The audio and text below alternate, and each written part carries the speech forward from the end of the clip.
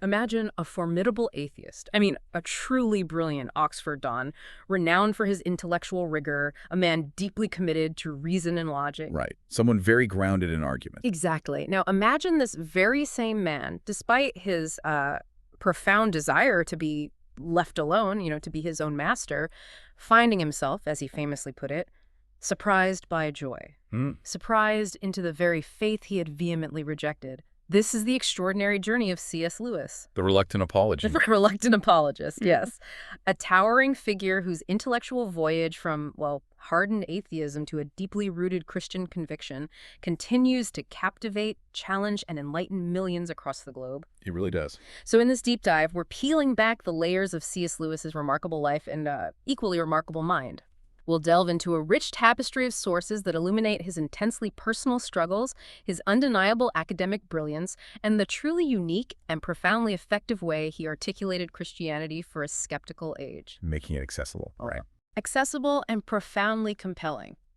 Our goal here is to offer you a shortcut, really, to understanding not just the what, but the powerful why behind his enduring legacy. And that's precisely our mission today. We want to move beyond simply understanding what Lewis believed and truly immerse ourselves in why he believed it. What were the profound intellectual and personal hurdles he had to overcome on that journey? Yeah, what drove that shift? Exactly.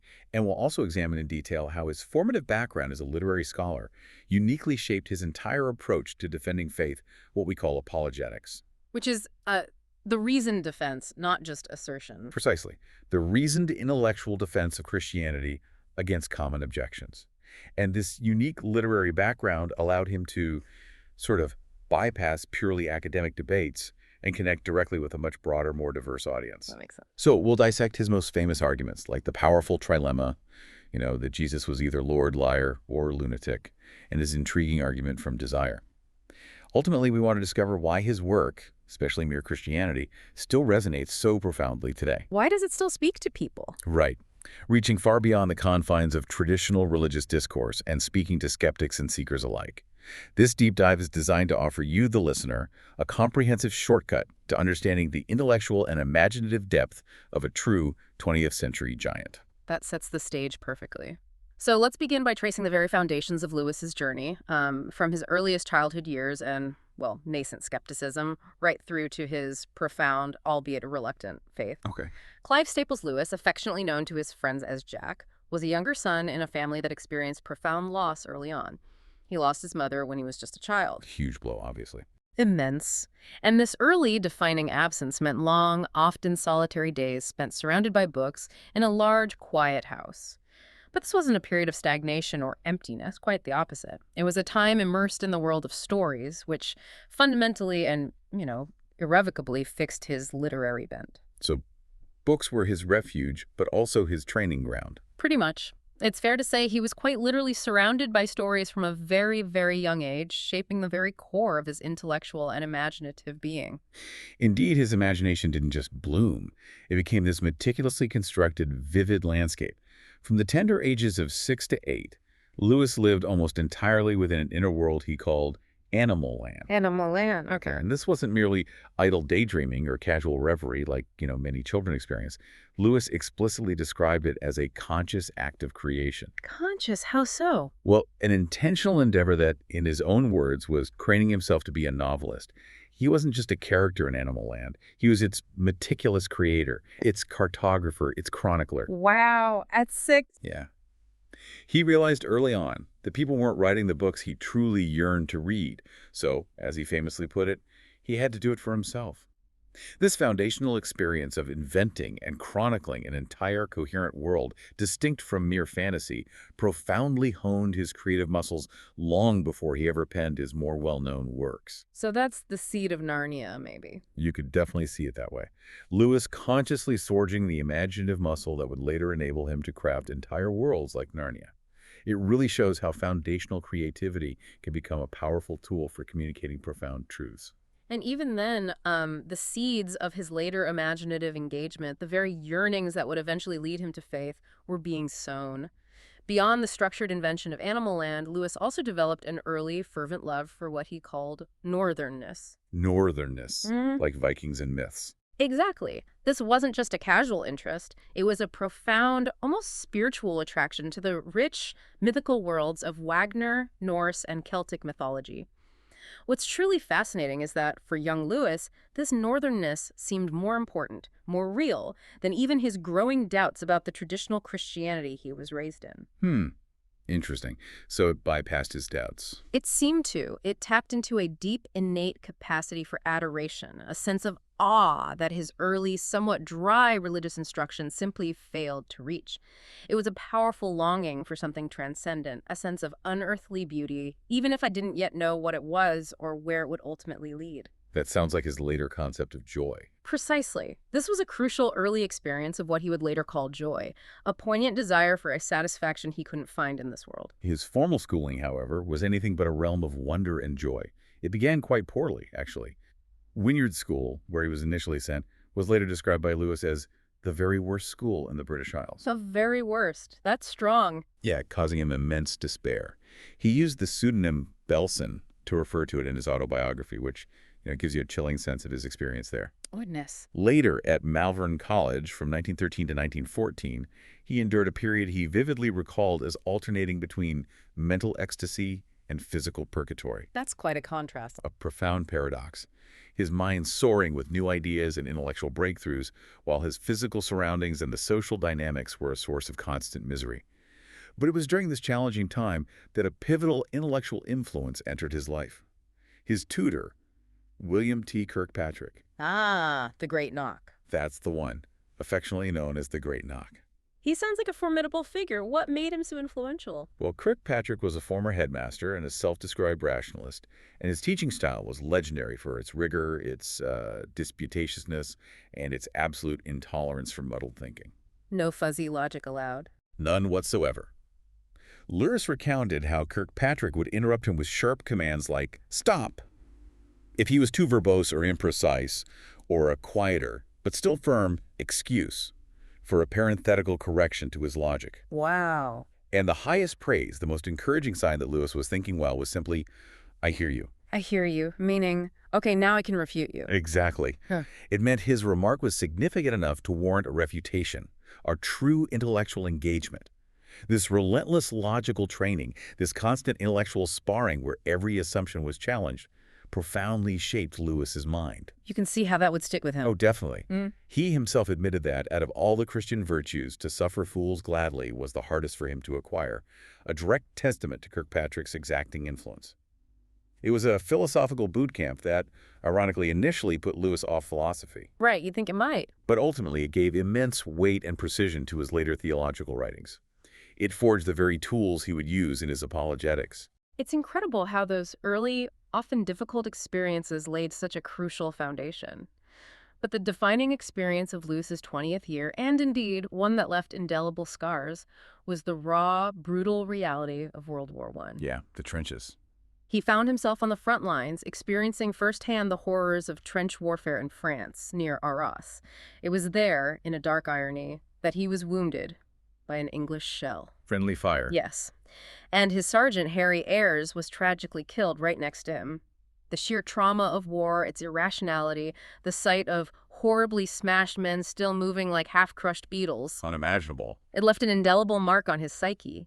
Lewis's immediate response was to compartmentalize these devastating memories, using literature, particularly poetry, as a profound firewall against existential devastation. A coping mechanism. A powerful one. He described it as feeling like it happened to someone else.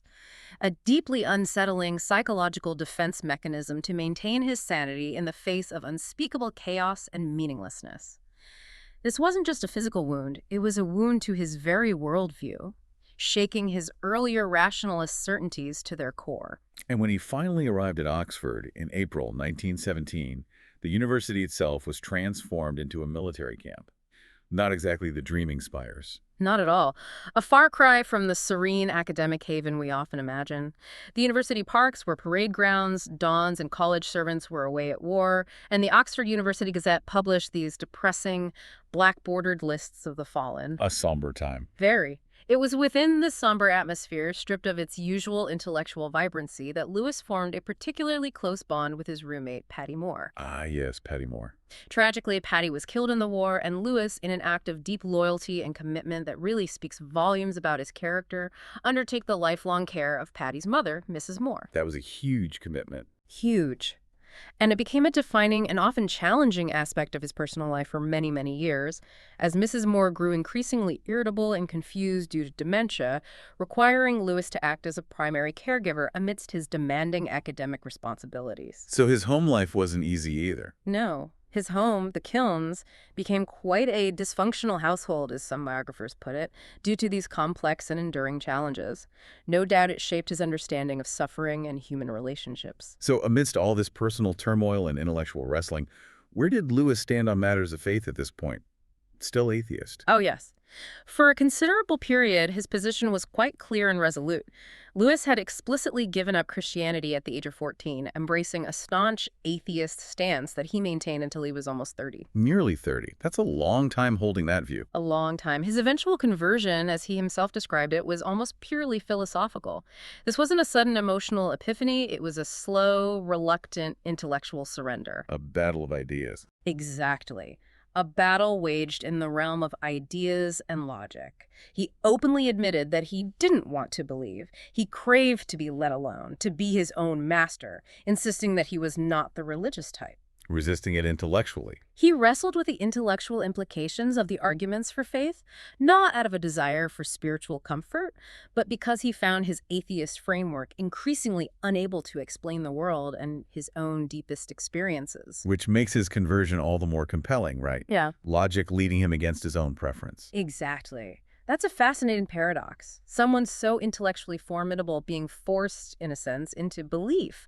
But the walls of that atheist fortress eventually began to crumble, and quite surprisingly, it started not with his intellect, but with his imagination. Ah, the imagination pathway. Yes.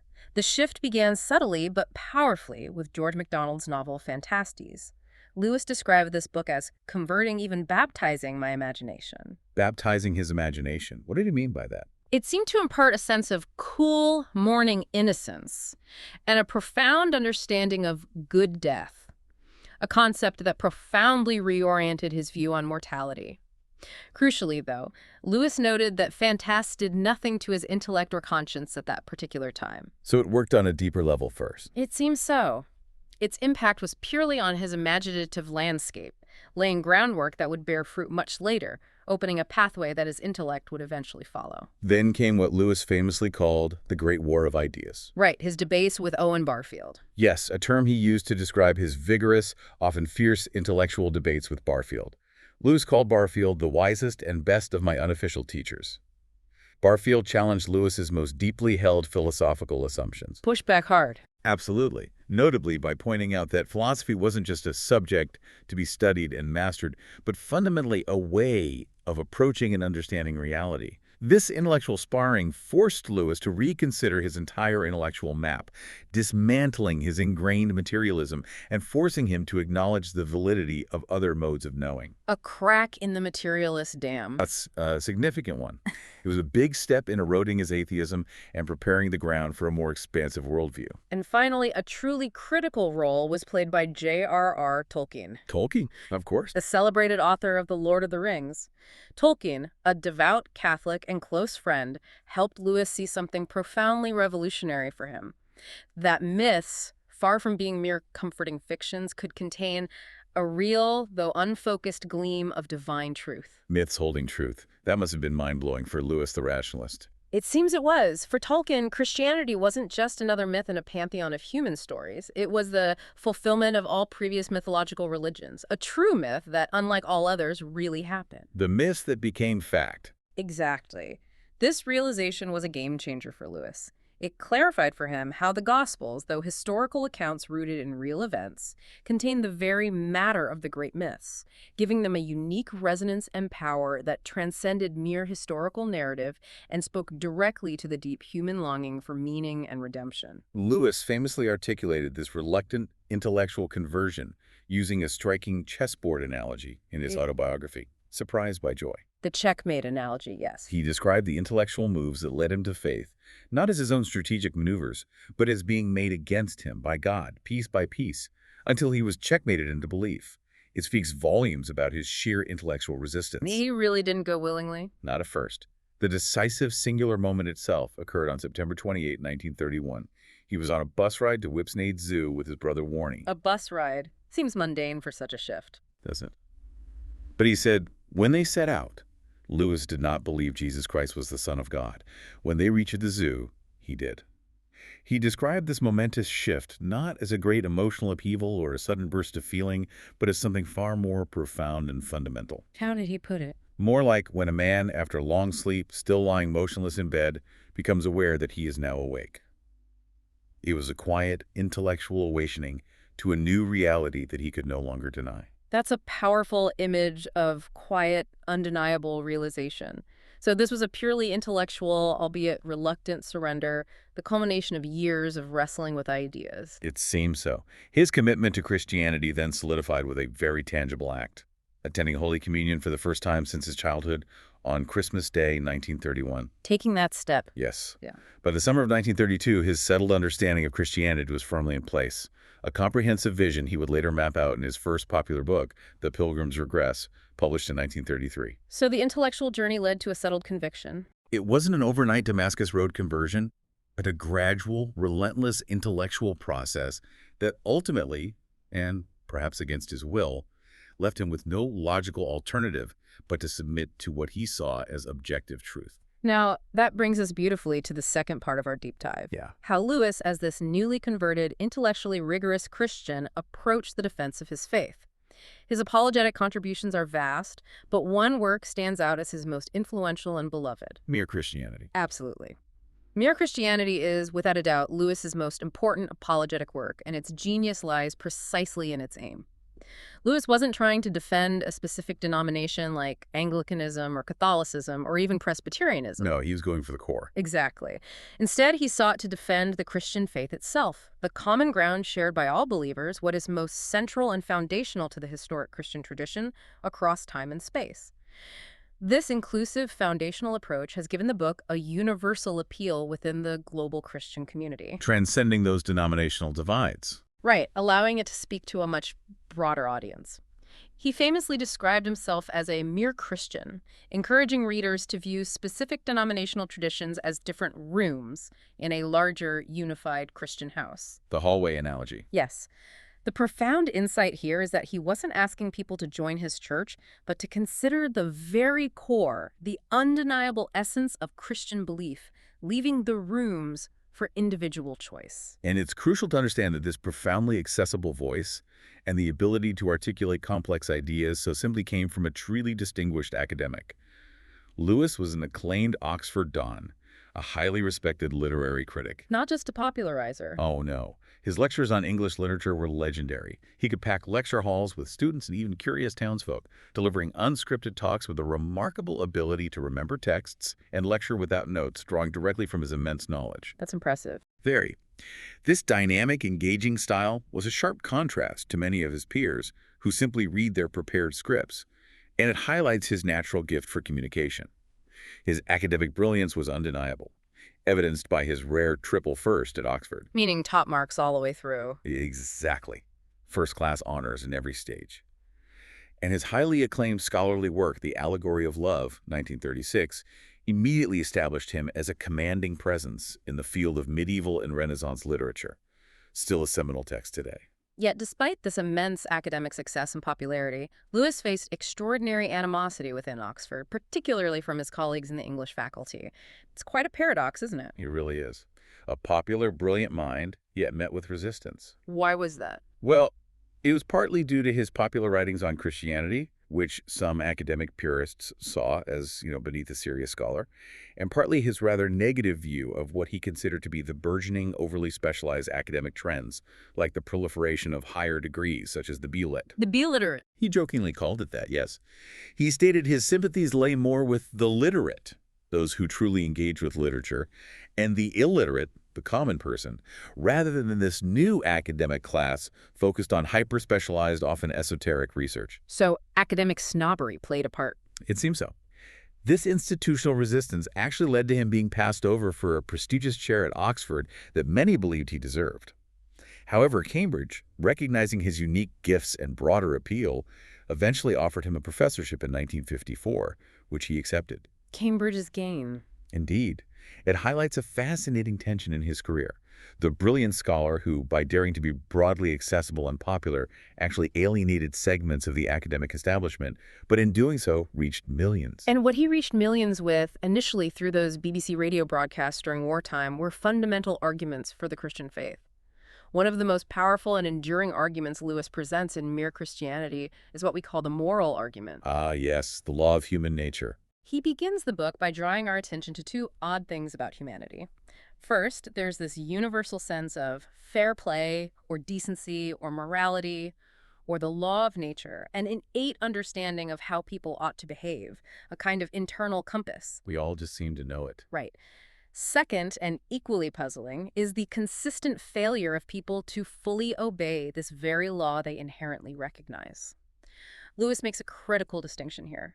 This law of human nature is fundamentally different from scientific laws, like gravity. Which just describe what does happen. Exactly. The moral law, by contrast, describes what ought to happen, regardless of whether it actually does, and regardless of whether we want it to. And this distinction is pivotal, isn't it? Because if there is a law that dictates what should be, even when it isn't, then there must be a source for that law. What's the radical insight Lewis extracts from this? Exactly. Lewis argues that this suggests something else comes in above and beyond the actual facts. If there's an objective moral standard that human beings are aware of, but also constantly violating, then there must be a transcendent source for that standard. A lawgiver. In essence, this, he concludes, implies a being behind the universe that is not indifferent to our actions, but rather intensely interested in right conduct. This being, he says, is more like a mind than anything else we know, a conscious moral intelligence. But not a cuddly one. No. He's quick to add a crucial caveat. This being isn't indulgent or soft. It's hard as nails, demanding strict adherence to its moral standards, judging our actions against an objective reality. It's at this intellectual realization, Lewis provocatively suggests, that Christianity begins to talk. So the moral law points to a moral God. The radical insight here isn't just that objective morals exist, but that their very nature, especially our consistent failure to live up to them, inexorably points to a specific kind of intelligent moral reality behind the universe, a universe not indifferent to our actions. Lewis was incredibly prophetic, really, in identifying the poison of subjectivism. The whole my truth versus the truth thing. Exactly. The modern tendency to prioritize my truth over objective truth, leading him to strongly emphasize this law of nature or objective right and wrong in his famous BBC talks, seeing it as the essential starting point for any meaningful conversation about God. So if that's the intellectual argument, how does Lewis address the emotional or experiential side of our being? The heart as well as the head. That's where his equally insightful argument from desire comes in. He starts with a very relatable observation. Every natural human desire, like hunger, for instance, or thirst, or the desire for sleep, has a real object that can actually satisfy it. Food, water, a bed. Makes sense. Right. Building on this, Lewis then points to a deep and intense feeling of longing, or what he often called joy within human beings. This isn't just a fleeting wish. It's a profound, pervasive sense of unquenchable yearning that no earthly object or experience can satisfy. That ache for something more. Precisely. This desire, Lewis argues, is like a compass needle pointing beyond our immediate reality. If such a desire exists and if it cannot be fulfilled by anything in this world, then... The most probable explanation is that I was made for another world. Exactly. So this pervasive, unquenchable longing, this arrow of joy shot into our hearts, acts as a profound clue to the meaning of the universe, pointing to a transcendent fulfillment beyond our present reality, with God as its ultimate source. Lewis suggests that many people are acutely aware of this longing, but often misdirect it towards transient, created things, more possessions, more pleasure, more fame, which inevitably leave them unsatisfied. Chasing shadows. Pretty much. It's not that earthly pleasures are bad in themselves. Indeed, he thought they're often merciful foretastes or echoes that point to a greater reality, but they are not the reality itself. They are signposts, not the destination. So the longing itself is evidence. For Lewis, this unfulfilled longing is direct evidence of a divine design, a kind of built-in homing device for God. And then, of course, there is Lewis's most famous and perhaps most confrontational argument known as the trilemma: Lord, liar, or lunatic. This is the one that really challenges people head-on, isn't it? It absolutely is. Lewis directly tackles a common sentiment he encountered, often expressed as, "I'm ready to accept Jesus as a great moral teacher, but I don't accept his claim to be God." You hear that a lot. You do. And Lewis argues, with characteristic bluntness that only Lewis could muster, that this is the one thing we must not say. He insists that a man who was merely a man, yet claimed the astonishing things Jesus claimed divine authority, being one with God, judging the living and the dead, would not be a great moral teacher at all. Why not? Well, such a person would be either pathologically deluded or deliberately deceptive. Lewis asserts such a man would either be a lunatic on a level with a man who says he is a poached egg, or else he would be the devil of hell. Wow. Those are the only options? According to Lewis, yes. This forces a stark, unavoidable choice. He compels the listener to confront this binary decision. You must make your choice. This argument disallows the patronizing nonsense of reducing Jesus to simply a human teacher, because as Lewis powerfully states, he has not left that open to us. He did not intend to. We're a middle ground. Exactly. It forces a binary decision, demanding that we grapple with the radical nature of Jesus' claims and their profound, undeniable implications for how we understand reality and truth. It's a powerful intellectual checkmate that leaves little room for comfortable fence-sitting. What's fascinating is that Lewis didn't just rely on logic and rigorous argumentation, which he certainly mastered. He profoundly understood the power of story and imagination in conveying truth, especially to a skeptical audience. Yes, he really got that. He recognized that a good story had the unique ability to captivate the imagination and, crucially, to sneak past the watchful dragons of a dogmatic rationalism. Sneak past the dragons. I like that. Doesn't it paint a picture? He saw that in a world increasingly skeptical of explicit theological arguments, narrative could prepare the ground, soften the intellectual defenses, and allow deeper truths to resonate in a way pure logic sometimes couldn't. Finding another way in. Exactly. This wasn't about avoiding truth, but finding a new pathway to it, one that bypasses immediate resistance. And he deliberately put this into practice, didn't he? By venturing into genres like science fiction with his space trilogy, out of the silent planet Paralandra and that hideous strength. Absolutely. His goal was explicitly to conquer from my own Christian point of view what has always hitherto been used by the opposite side. He was specifically thinking about the prevailing secular humanism of writers like H.G. Wells. Taking the fight to their turf imaginatively. Pretty much. He admired Wells as a storyteller, but fundamentally opposed his materialist worldview. So Lewis ventured into the genre himself, not just to write stories, but to counter the prevailing secular assumptions and show, through imaginative narrative, what a Christian worldview of the cosmos might look like. Exploring theology through sci-fi. Yes, this wasn't just writing about Christianity. He was writing in a way that showed Christian truths through imaginative narrative, creating entire alien worlds and scenarios that explored theological themes. And his most famous literary contribution, of course, is the Chronicles of Narnia, which has introduced millions to profound spiritual truths through captivating fantasy. Indeed. He began working on these beloved stories around age 40, though many of the vivid images that populate Narnia, like a queen on a sledge or a magnificent lion, had apparently been with him since he was about 16, just percolating in his imagination. Waiting to come out. Seems like it. His ultimate aim with Narnia was to re-enchant a disenchanted world, not through escapism, but through a process he called double seeing. Narnia acts as a lens that illuminates our own world, making ordinary reality seem a little enchanted, revealing deeper meanings and hidden truths. So Narnia helps us see our world differently. That was the idea. A conscious effort to restore a sense of wonder and the transcendent in a world increasingly prone to reductionism. And central to this reenchantment is Aslan, the magnificent lion, who for many readers is the most unforgettable character. How does Aslan function within this imaginative apologetic? Aslan functions as a narrative supposal. A supposal. Yeah, an imaginative exploration of a profound theological question. What would it look like if the Son of God became a lion in a world like Narnia? Lewis wanted readers to make the connections themselves, to allow the story to work on their imaginations and their hearts, rather than being hit over the head with overt allegory. Let the story do the work. Exactly. He deliberately portrayed Aslan as good, but he is not tame, a figure who embodies majesty, power, and overwhelming goodness. often overwhelming the children's ability to understand him fully, Like the divine itself, maybe? quite possibly mirroring the incomprehensibility of God's majesty. The stories work because they don't tell you what to believe, they show you, allowing the truths to bypass intellectual defenses and speak directly to the deepest parts of your being. It's a testament in this understanding that the imagination is not merely for fantasy, but a vital pathway to truth. So why does C.S. Lewis, a figure from the mid-20th century, continue to resonate so powerfully today, particularly with modern skeptics and those grappling with questions of faith? What's the enduring appeal? Well, I think his work endures because he directly addresses the intellectual and emotional questions that skeptics grapple with, often more effectively than many contemporary apologists.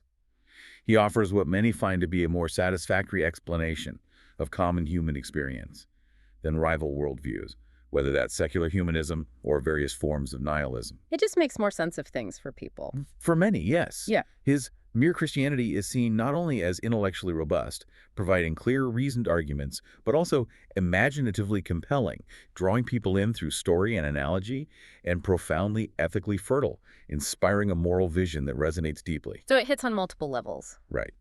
This appeals especially to those who struggle with intellectual objections to faith, or who appreciate a more literary and nuanced approach, those who value both head and heart in their search for truth. It sounds like his methods are particularly suited for our current cultural moment, maybe more than ever. Absolutely.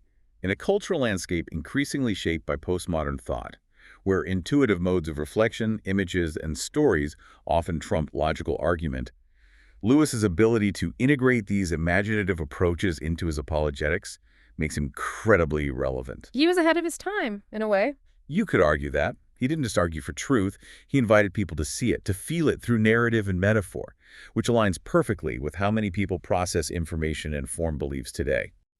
His approach allows people to engage with faith without feeling like they're sacrificing their intellect, and to enrich their understanding of Christianity without diluting it, all while engaging with secular culture in a more expansive bridge-building way. He spoke to the heart as much as the mind. Exactly. Beyond the intellectual arguments and imaginative power, Lewis's enduring resonance also comes from his profound insights into human nature itself, particularly on the concepts of wickedness and pride.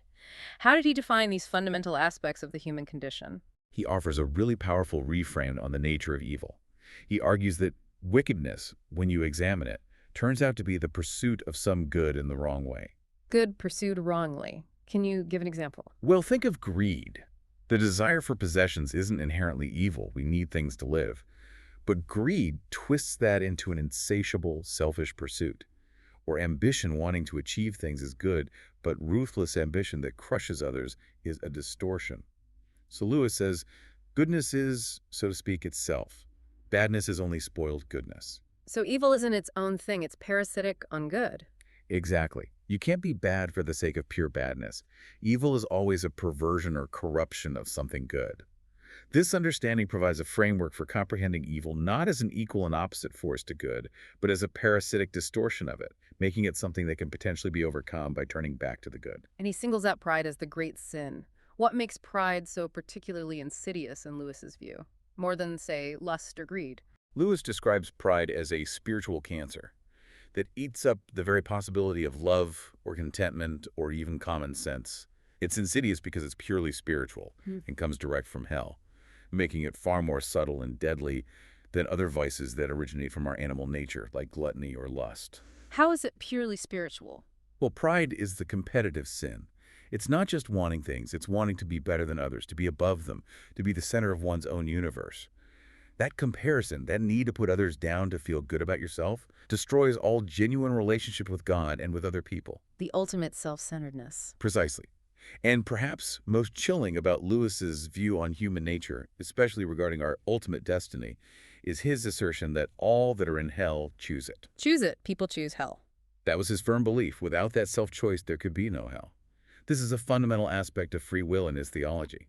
People, he believed, choose their eternal destiny by gradually turning themselves, with the devil's help or Christ's, into a soul fit for hell or a soul fit for heaven. So it's about what we become through our choices. Yes.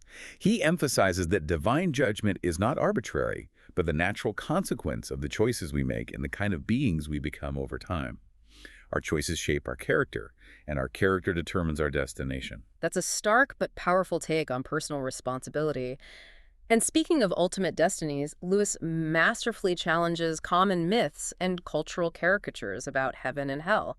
For many, heaven is portrayed as a rather dull, ethereal place, isn't it? Clouds, harps. Yeah, boring, right? Lewis pushes back hard against that. He argues that heaven is not a boring, colorless place of perpetual worship and bad songs, as many secular or even some religious imaginations might conceive it. So what is it then, in his view? Instead, he paints it as a place where every good impulse will be acted upon, where our unique individuality is fully realized, and we become more human than you ever succeeded in being on Earth. It's a place of vibrant reality, not insipid placidity. More human. Interesting. Yes, becoming fully ourselves. Heaven, for Lewis, is union with God, the ultimate answer to our heart's deepest desires and longings, the fulfillment of human potential, where we truly become who we were meant to be.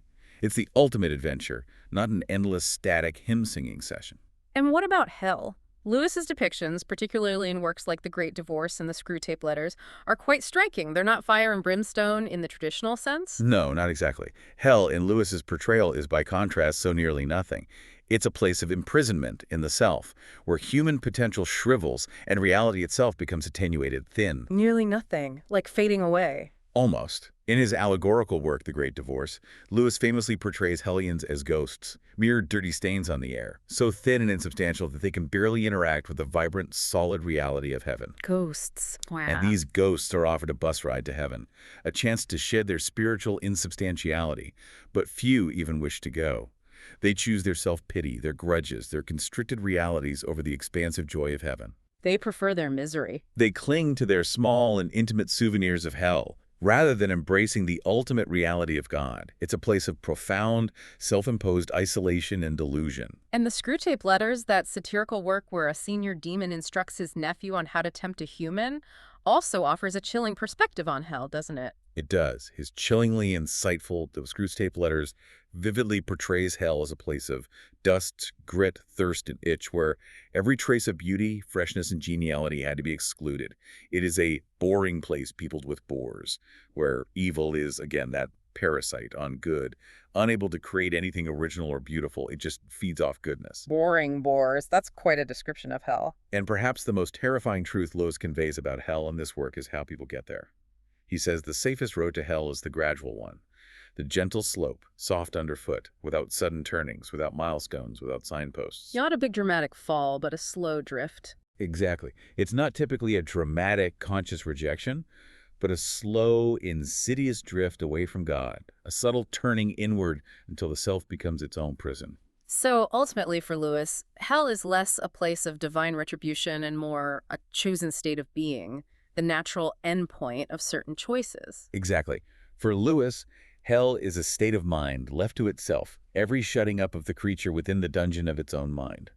It's the ultimate consequence of choosing self over love, of turning away from reality. And heaven. For those who finally arrive in heaven, however, Lewis suggests that all their earthly doubts and intellectual struggles become ridiculous because, as he describes the patient's experience in Screwtape, they finally see reality in its pure, unadulterated form. The questions just dissolve. It seems so. They don't necessarily get answered in a theological treatise, but they cease to matter in the face of direct, unmediated encounter with truth. This sounds like Lewis viewed Christianity as a comprehensive, integrated system, not just a collection of nice ideas you can pick and choose from. He absolutely did. Lewis viewed Christianity not as a collection of disjointed beliefs or, pick and choose parts, but as a total plan for the human machine. A total plan, like a blueprint. Yes, Yeah. an integrated, coherent system designed for human flourishing.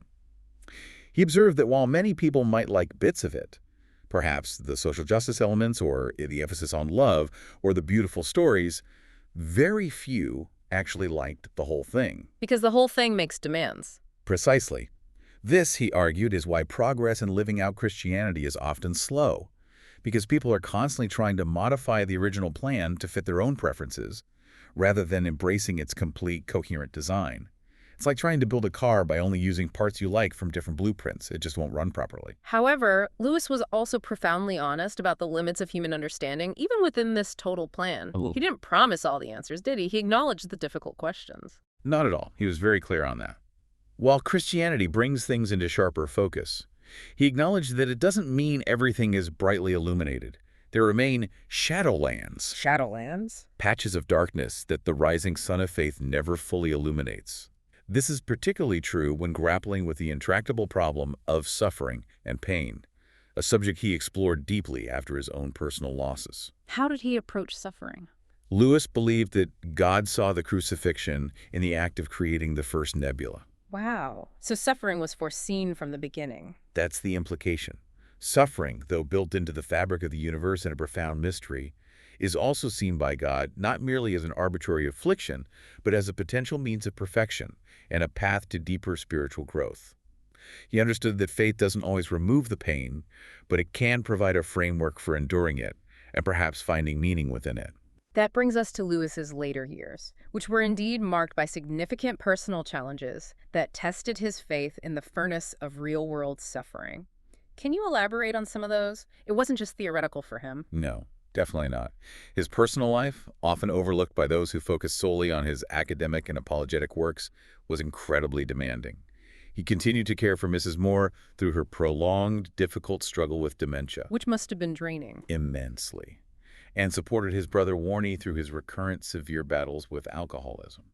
These are not abstract theological problems, but daily realities that required immense patience, sacrifice, and deep personal resilience, often at the expense of his own comfort and privacy.